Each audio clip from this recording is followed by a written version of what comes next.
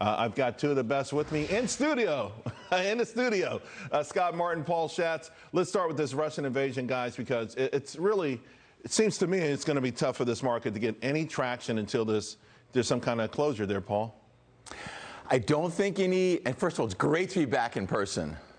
Are you real? Wait, I am real. Like, this is actually happening? This is not memorized. Pinch me.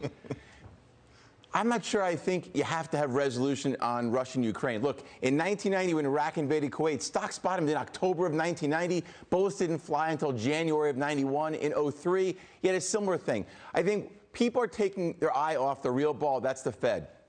We have to get by March 15, 16, and regardless, except obviously a tactical nuke, but regardless of what's going on in Ukraine and with Russia, I think once we get by the Fed, I think markets will feel a little bit of one, even though we don't think there's any uncertainty, I still think there is some in the markets. Ultimately, the resolution should be the upside and swift in Q2.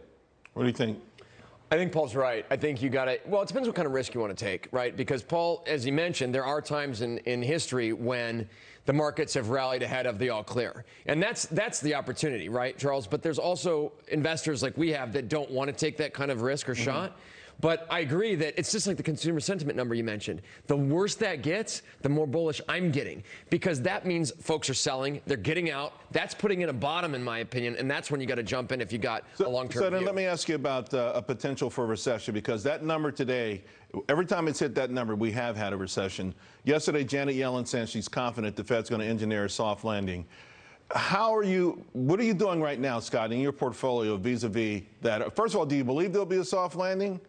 I hope. I mean, of course, Janet Yellen's... Doesn't it make a big difference in what you own in this market, or whether you think we can skirt a recession or if we go into one? It doesn't make a difference? Not so much, Charles, because we will come out of that recession eventually. And to handicap it by saying, hey, the recession starts in June, it starts in September, it ends in December, who really knows? I wish I had the crystal ball. I smashed it like 5 years ago, didn't buy another one. But the point is well said on your behalf, which is Janet Yellen's going to feed this market the philosophy that's going to make the market the most calm. I don't know if she's entirely realistic, but it does not change what we do, Charles, because we're managing around the edges. You know I'm a gold lover. We've been adding more gold here. We've been adding some energy. We've been trying to hedge out some of that equity risk and growth. Also, some of it, too, is for public consumption, right? The administration trying to put the ball, the inflation, anywhere it can go. Oil companies, Putin, now it's a fault or the responsibility of the Fed. As Alan Greenspan, who was the worst Fed chair ever, would have said, they're obfuscating the truth. Here's the bottom line. First, regarding the recession, if you looked at that chart closely, right now, consumer sentiment is worse than it was in March of 2020. It's worse right now. Right. The difference now is, if you look at that chart, you'll see when consumer sentiment plunged that much, you were already halfway into the recession. Bingo. And to Scotty's point, I don't know whether we'll actually get 2 negative quarters of GDP growth, but I don't think we're going to look back and say, wow, plus 5% GDP evaporated in the span of months. It just doesn't happen. So I was reading something yesterday. I thought it was amazing, because it said only twice in history has the S&P been down this much, and there are still this many names above the 50-day moving average, right? 23% of the names above the 50-day moving average. And I'm thinking about this because every show I've done for like 6 months has talked about how many names are below the 50 or 200-day moving average. They're saying there's not enough capitulation, that we need to go ahead. We need even more suffering. It's like one of those Marvel comic guys, like, I want to destroy the earth. I mean, do we need more destruction in this market, Scott? That's how you rebuild, man. You destroy everything and you get more building back. I mean, but only you would find a stat like that, Charles. It blew my mind. It's there's crazy. Not enough destruction. Here's the deal, though. That number is significant if and only if we actually do have a recession coming, or we do have a Fed mistake, because that could be something that just shows that this is maybe more of I guess not a false bottom, a higher bottom than we think there may be, where that could actually be a constructive number to say, hey, look, we didn't have a crazy washout. Things maybe weren't as bad as we thought. Earnings were going to be better going forward. Therefore, you can constructively Let me switch gears. I know you want to get in this, but I want to also ask you guys about some different ideas before I let you go. And it's so great having you in the studio. We're staying the hour. But there are parting prizes. We got napkins. We got makeup removal. Pens? Light sticks? No more pens. Oh.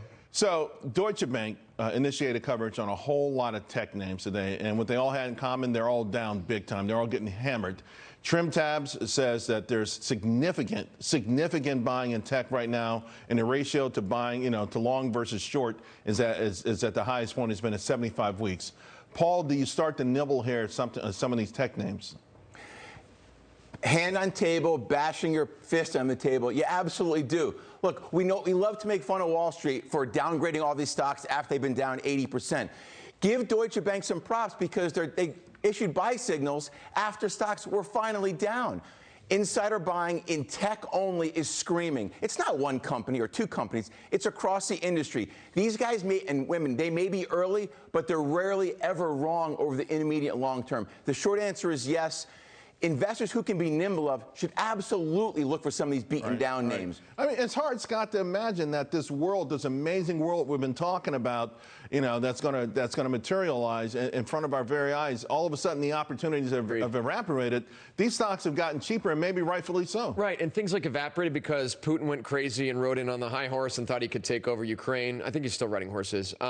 Or that oil got to 130 overnight one night. Like, that suddenly evaporated, to your point, all this enthusiasm. I don't agree with it, and I think Paul's right. Nimble is a key word there, because I think nimble also means keep some dry powder for when the market screws up again and overreacts to something else that happens, and you got money to drop in if the market drops further. Right. But they're good long-term names. He's right. All right, Paul, Scott, great seeing you guys. You too. Make sure you grab your makeup removal on the way out. It's on me. I'm getting a tight stick. It's on me. All right, now for greater insight.